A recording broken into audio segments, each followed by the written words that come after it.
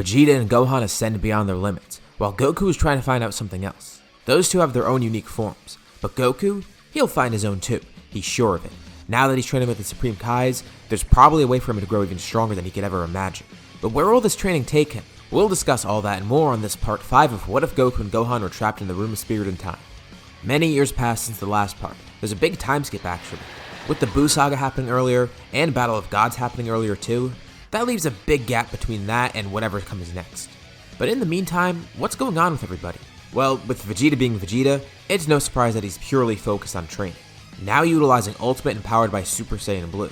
Of course, Gohan's going to be doing the same thing too, and actually from time to time, he'll be training with Vegeta, especially once he's actually invited to Beerus' planet and starts training there. And over this time period, both of them see exponential growth, especially Gohan, who eventually unlocks Godly Ki, soaring far beyond his current power. The Beast form, with God Ki imbued within it. It's unfathomable. Vegeta can't even believe it. That gap between them. It gets closed, and then Gohan creates a new gap. Of course, Vegeta's growing strong as well.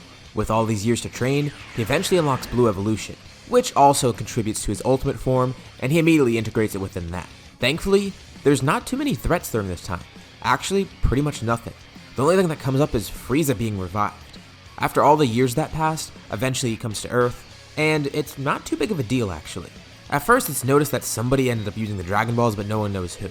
And then they sense Frieza's power heading right towards Earth. And at first it seems pretty worrisome. Goku, Vegeta, and Gohan aren't there. It's just Piccolo, the humans, and then whoever else is there to help fight. They're able to hold off Frieza's army, but as soon as Frieza steps off the ship, somebody else teleports in. It's Gohan. They're all glad to see him here. And just as expected from everyone, Gohan's gonna take this seriously, and try to solve it before it actually becomes an issue. He looks at Frieza and simply points a finger at him. Frieza chuckles. This must be that monkey's child. He's all grown up now. But there's no way he's a match for the Yemp. He's cut off before he can even finish his speech. Gohan doesn't give Frieza a chance to power up, transform, or even speak. A beam hits Frieza right in his chest mid-speech, and he falls over to the ground dead. He doesn't know how strong Frieza is right now, or if he'd even be a challenge. But this is the type of thing he's training for. He takes the idea of protecting Earth very seriously now. And it makes Gohan feel much more at ease knowing that he's seeing results from this. The fact that he's able to one-shot Frieza. Well, the Frieza they fought back then isn't nearly as powerful as where Gohan is now. But who knows what new heights he ascended to. Gohan's just content that this was avoided. He briefly talks with everyone, and then immediately ends in transmissions back to Beerus' planet. And Piccolo sees more of Gohan's stoicism. It's not like him to act like this. The more time passes, the more Gohan is just not himself. Not that he's acting negatively, just that he seems bored, depressed maybe. Who knows? It's been going on for a while and Piccolo sees that it's not really getting better. Or maybe it is. He doesn't know for sure. He hasn't seen Gohan in so long. Following the events of Resurrection F, if you can even call them events, we get to the Universe X tournament. The team here is pretty straightforward. Goku, Vegeta, Gohan, Piccolo, and as a way to further push Gohan and Vegeta, Monarch is there too. Although it's definitely not necessary. The two of them are so far beyond anyone else in Universe 6 that it's not even fair. Gohan is up first and he basically sweeps everyone. He doesn't even really need to transform until he fights Hit, and once he goes into his beast form, Hit stands no chance. And this kind of bumps Goku out. He actually had something that he really wanted to show off. And this would have been the perfect opportunity for that, but he didn't get a chance for that. He's just glad that Gohan's growing a lot stronger. And they've seen Goku from time to time, but this is the first chance they get to see him for a prolonged period of time. And after the tournament, he's brought to Beerus' planet. They really want to see what he's got in store, and Goku says he's been working on this for a while. And he thought once he achieved this would be the way to surpass his limits. But he sees now, he has more limits above that. He broke through one ceiling and just created another. This is only the beginning of what he's capable of. And Goku transforms. His hair grows out. It seems he's going into Super Saiyan 3. But something else weird happens. Well, at first it looks pretty normal. They see the aura of Kaioken surround him.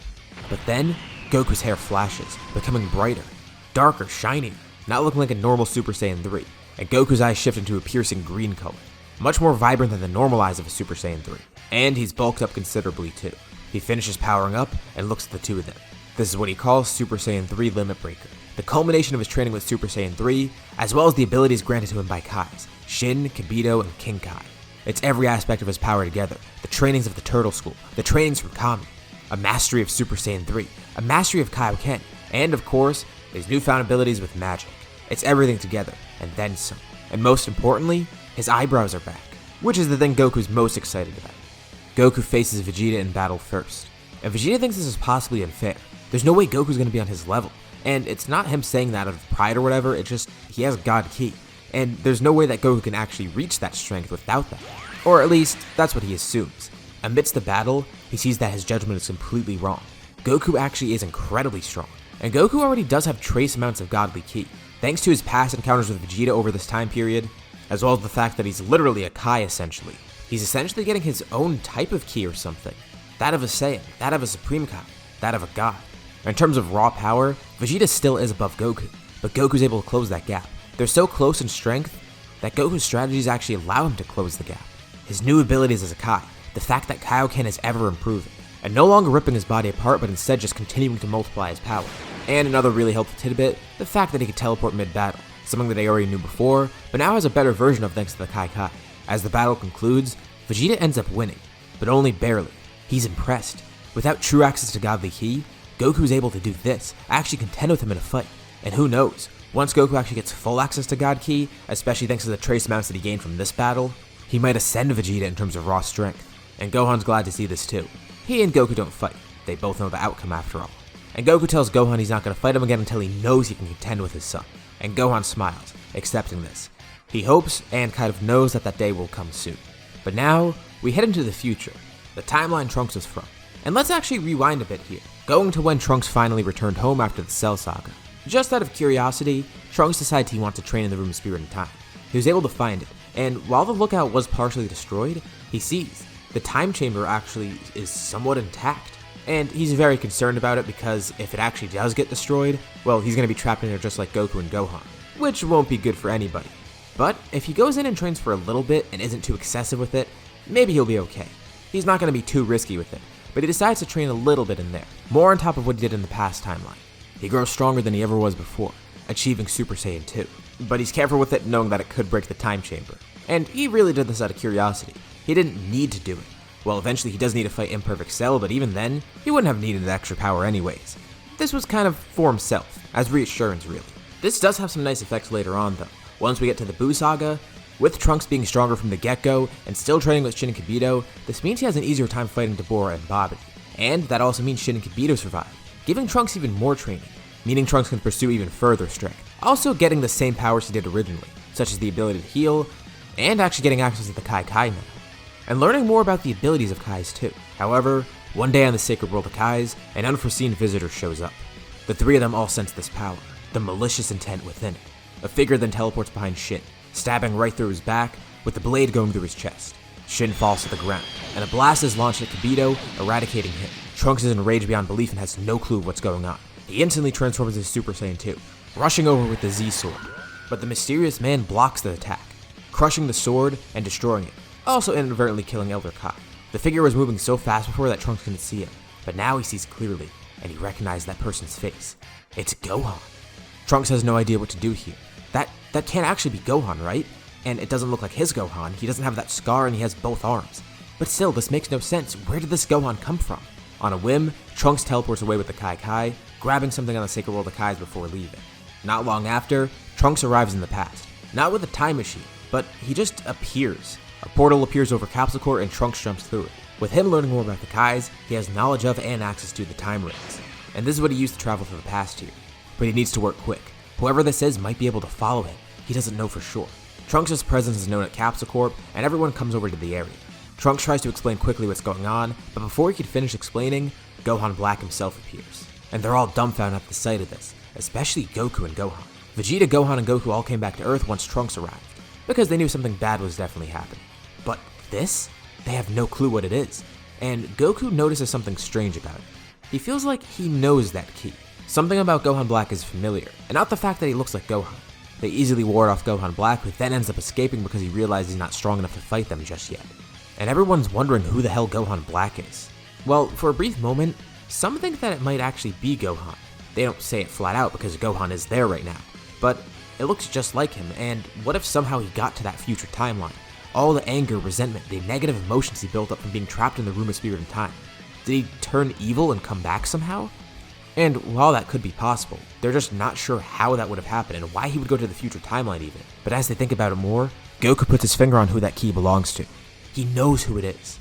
But that also doesn't make sense. The ki senses it's Zamasu's. They don't know who the hell Zamasu is, but Goku explains. Well, while he's been training with Shin and Kibito, he actually met some of the other Kais, and actually sparred with one of them, a guy from Universe 10 named Zamasu. And he's heard some pretty interesting views from Zamasu that kind of align with this guy, wanting to destroy mortals or whatever, but Zamasu's grown past that. Goku tells everyone he'll be back. He teleports to the Sacred World of Kais, and then goes to Universe 10 to try and see Zamasu. He tells Zamasu what he saw, and what he sensed, and Zamasu's kind of shocked to hear this. Well, he admits.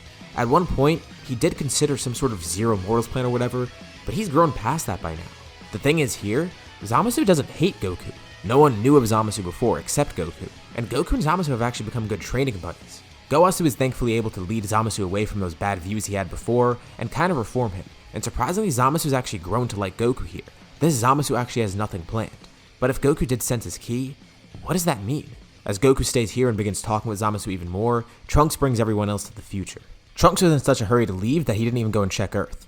Realizing his mistake, he immediately heads there, and thankfully, Future Bulma's okay and the place is still intact, although they arrived at just the right time.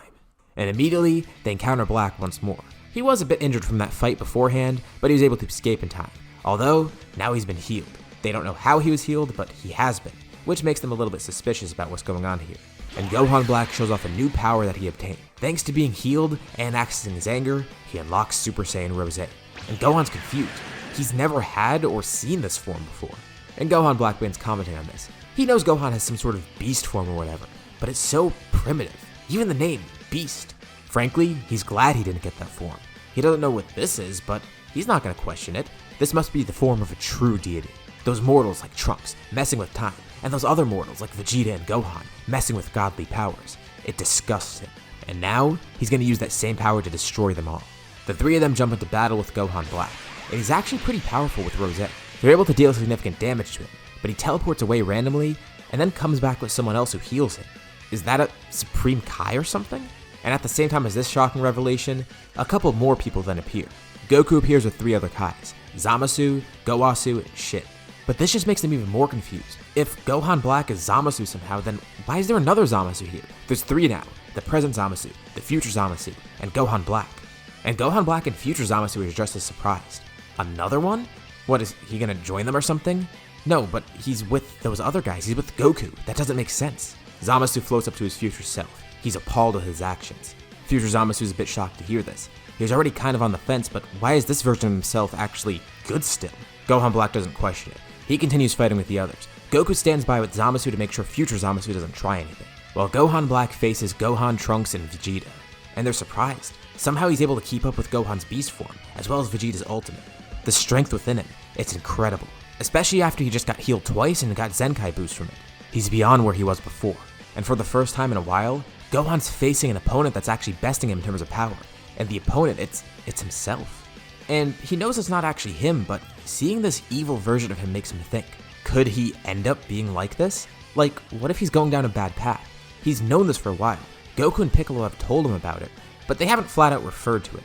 Gohan was obviously radically changed by the Room of Spirit and Time, but they've seen that he's been bottling it up. And looking at this evil reflection of him, he sees the bitterness and depression, all those negative emotions he has locked away. He doesn't think he could end up like this, but what if it could bring him down this path? He doesn't ever want to end up like this, and he also wants to defeat this person. It's an imposter. It's not him. But the thing is, Gohan Black is just growing so powerful. He's turning the tide of the battle. They just need a little bit more strength to overcome him, but they can't. Goku would like to join the fight too, but he's worried to leave Zamasu alone. Vegeta's beaten by Gohan Black, and Trunks goes over to heal him. Gohan faces Gohan Black alone, but somehow his beast form is not enough, and Gohan Black actually enjoys this. He gets to fight Gohan one-on-one, beating him and feeling glee from it. And as Trunks heals Vegeta, he watches on. Gohan is hopeless to fight back, and while watching this, images of future Gohan flash through his head. He couldn't help Gohan there, and he can't help Gohan now. Both of them are gonna die because of his weakness. He can't go through that again. He has to do something. Something has to happen here. The rage he feels, the sadness, the anger, it's all overwhelming.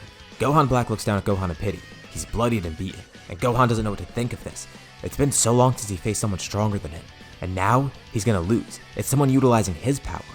But a brilliant light illuminates the area. Gohan senses a familiar ki flare up, and he looks over.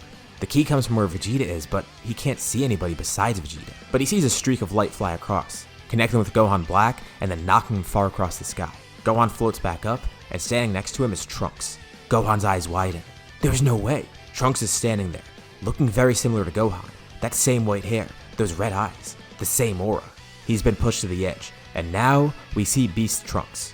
But the fight isn't over yet, not nearly. Even with this power up from Trunks, Gohan Black still sees a way out, and this is where we'll leave off for now. So, what'd you guys think about this part? Or what's gonna happen next? Let me know your thoughts and suggestions in the comments below. And if you liked the video, be sure to drop a like. Subscribe if you haven't already as well, and hit the bell icon to be notified about future parts of this series or any other videos on my channel. Anyways, thanks for watching, and I'll see you all on my next video.